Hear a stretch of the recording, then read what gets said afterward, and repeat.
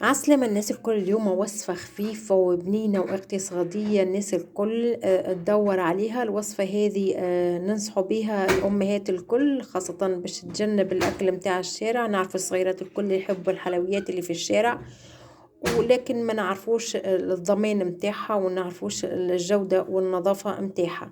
فأنا اليوم جيتكم فيديو جديد ووصفة جديدة، ماذا بكم تتبعوها وتجربوها، وانا متأكدة انها باش تعجبكم ان شاء الله. الوصفة هذه بطريقة عمل البسكويت او البسكوي، يكون هش وخفيف ويساعد الصغيرات بالاخص مع كوباية حليب يفطروا الصباح. فتكون حلوة جدا جدا جدا. الوصفة هذه المكونات متاعها بسيطة وموجودة في كل بيت وفي كل عند كل ربة منزل. نبداو الأول ب3 كوبايات ونص من الدقيق أو الفرينة.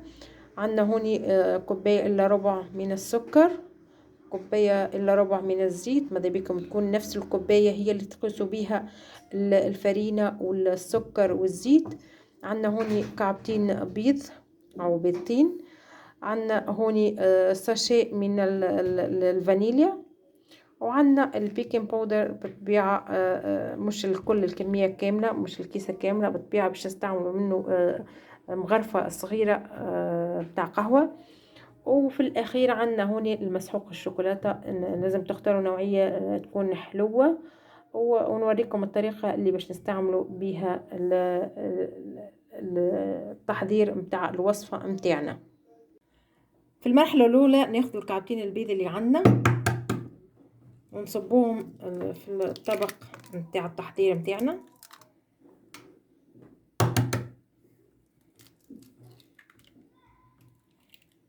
ماذا بكم في المرحلة الأولى نخلطوا السوائل كلها مع بعضها. نصب الزيت اللي عندنا، نضيفوا لهم السكر،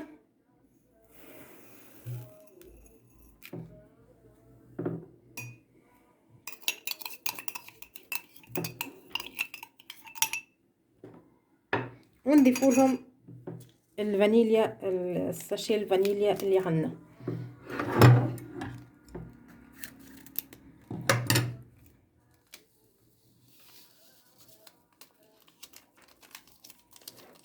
نحاولوا ناخذوا الركاضة متاعنا او المضرب البيض متاعنا ونمزجوا المكونات كلها مع بعضها.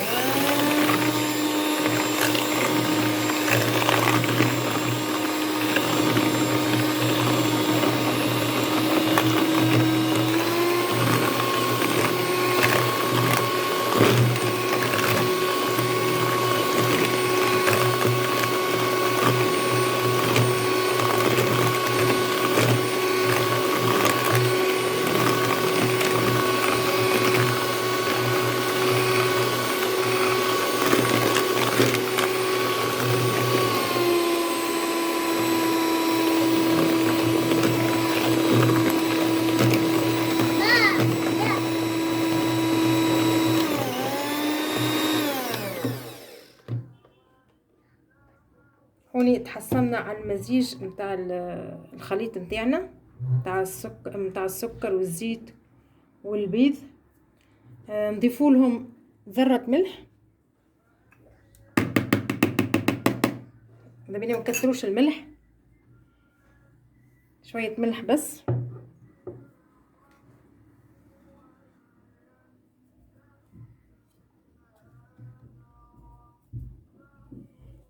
ونضيفوا كمية الفرينة اللي عندنا زي ما قلنا 3 كوبايات ونص.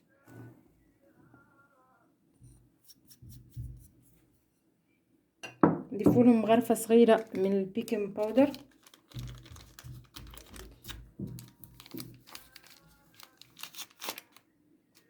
مقدار مغرفة صغيرة متاع اكل، منكثروش هوني.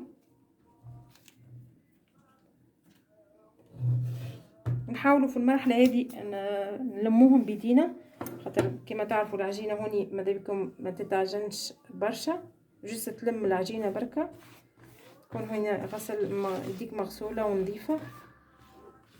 تحاول انك تلم العجينة اللي عندك بالطريقة هذه.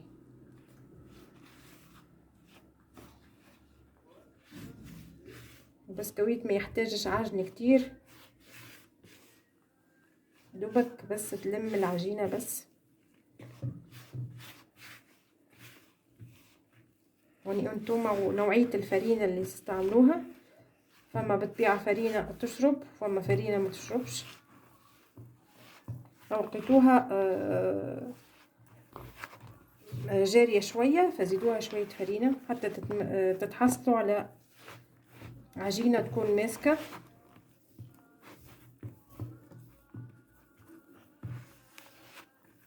انا هوني الفرينة نتاعي محتاجة شوية فرينة نضيفها لها.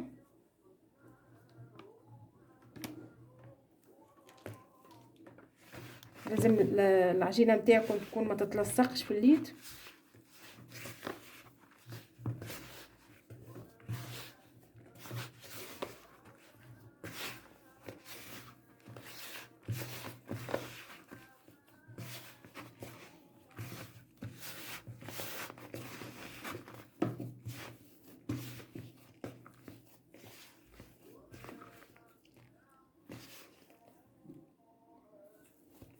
وبالطبيعة هذا الشكل النهائي للعجينة متاعكم. كما تشوفوا هوني العجينة متاعي طرية لكن ما تتلصقش في الايد متاعك. في المرحلة هذه تاخذ العجينة متاعك وتقسمها على 2.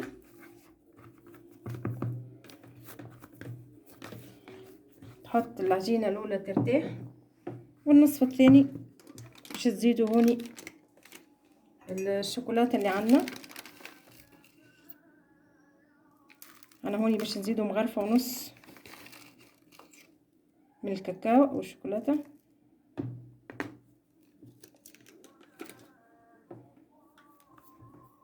ونكمل العجن متاعها.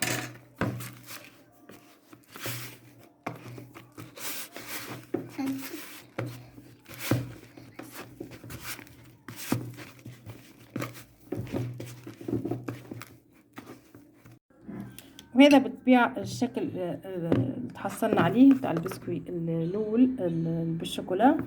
وهذا البسكوي اللي عملته السادة، ونخليهم يرتاحوا ربع ساعة. نغطيوهم في مكان يكون دافي، وبعدين نرجع نوريكم المرحلة الأخرى.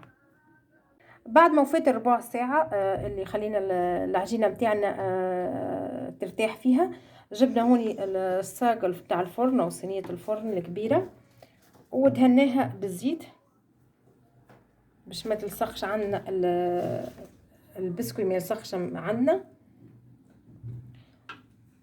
وجبنا هوني العجينة متاعنا وحليناها. ماذا بكم يكون السمك متاعها مش صغير برشا، ونحاولوا نشكلوا الاشكال اللي انتم بالطبيعه تحبوها. انا هوني اخترت الشكل اللي عندي هذا الدائري، ونحطوا الكعبات نتاعنا نرصوهم في الصاج، ونكملوا العجينه نتاعنا كلها بنفس الطريقه وبنفس الشكل.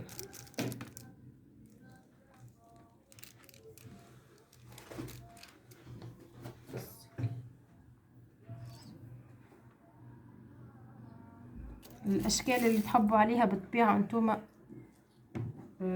اعملوها، ما تتقيدوش بشكل واحد. بالطبيعه هوني يرجع الاختيار للصغيرات، البسكوي متاعهم هما.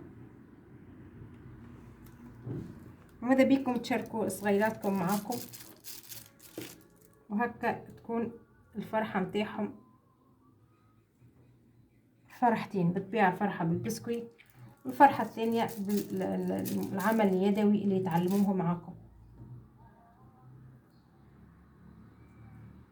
كملوا ترصفوا العجينه بالشكل هذا.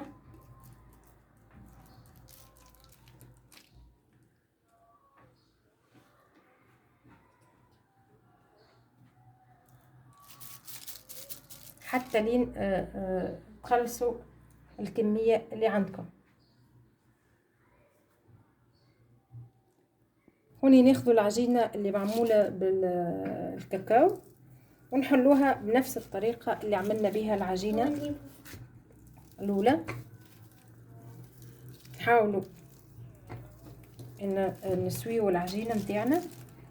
ماذا بينا السمك متاعها ما يكونش صغير برشا، يعني سمك معقول.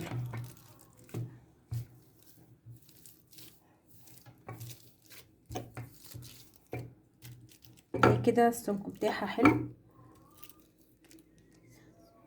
وتقصوا الاشكال بتاعكم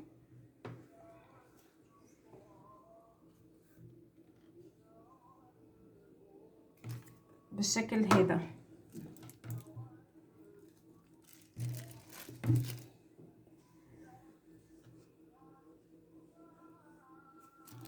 جربوها ما تندموش والله. الصغيرات متاعنا يفرحوا بها برشا، ومضمونة ونظيفة، وبمكونات كلها بسيطة واقتصادية. تنفع للصغيرات اللي في المدارس ياخدوها معاهم لمجة، وتنفع فطور الصباح زيادة ليهم مع كيس حليب. طعمتها تحفة.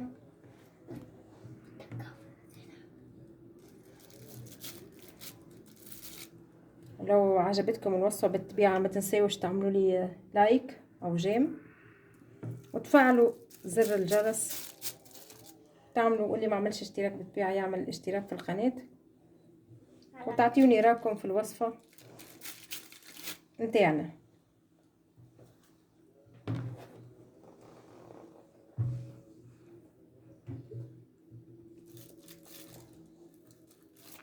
الصغار كما نعرفوا يحبوا الشوكولاتة برشا، فهذه وصفة باش تفرحهم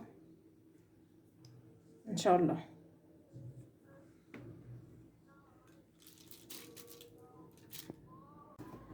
هوني كما قاعدين تشوفوا قاعدين نزينوا انا والصغيرات نتاعي في الاشكال اللي عملناها. فالاطفال هوني ينجموا يشاركوكم في الاشكال، وتكون بالطبيعة تحصل الافادة ليهم، ويكون نشاط اشتركنا فيه العائلة الكل مع بعضها. وبصراحة انا نحب نعمل لهم حاجات هكا باش هما يتمتعوا ويتعلموا حاجات بعدين تساعدهم في حياتهم، هي بالطبيعة اللي هي المشاركة والعمل الجماعي. وهذا بالطبيعة الشكل النهائي للصينية متاعنا بعد ما زينتها انا والصغيرات، وكانوا بالطبيعة فرحانين برشا ومبسوطين اللي هم يشاركوا زي ما قلت لكم في العمل الصينية متاعنا. وبالطبيعة الاشكال هذه ترجع لكم انتم لاختياراتكم. ودخلوها على الفرن على درجة 180 درجة. بالطبيعة ما تاخذش منكم برشا وقت، ماكسيموم 4 دقائق على كل وجه بالطبيعة، وتكون جاهزة للسواء ان شاء الله.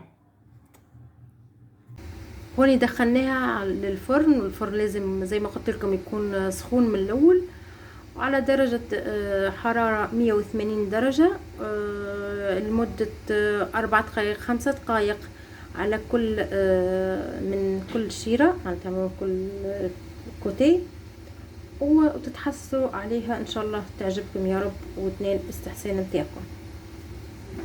وهذا بالطبيعة في الاخير الشكل النهائي للبسكويت متاعنا. هكا الصينية متاعنا خرجت واستوت بسرعة زي ما قلت لكم. وهذه الاشكال اللي عملوها الصغيرات متاعي ان شاء الله يا رب تنال اعجابكم، وماذا بيكم تعملوا لي الاقتراحات متاعكم والتعليق متاعكم، وانا فرحانه برشا بالطبيعه لما يوصلني التعليق متاعكم.